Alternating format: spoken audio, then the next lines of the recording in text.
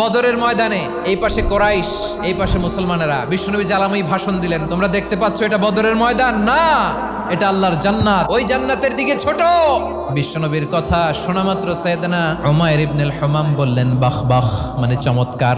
বিশ্বনবী বললেন মা ইয়াহমিলুকা আলা কওলিকা বাখ বাখ ইয়া উমাইর, আমার এই কথা শুনে তুমি কেন বললা বাখ বাখ?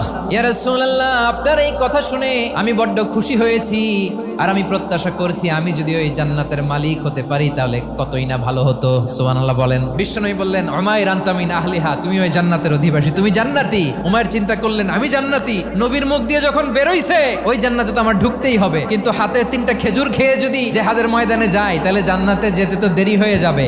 এই চিন্তা আসা মাত্রই খেজুর 3টাকে তিনি ছুঁড়ে মারলেন, তলোয়ার বের করে আল্লাহু আকবার বলে বদরের ময়দানে ঝাঁপিয়ে পড়লেন। আল্লাহর শত্রুদেরকে কচুকাটা করে এক পর্যায়ে শাহাদাতের সুধা পেয়ে নিজেও জান্নাতি হয়ে গেলেন। পড়েন সুবহানাল্লাহ।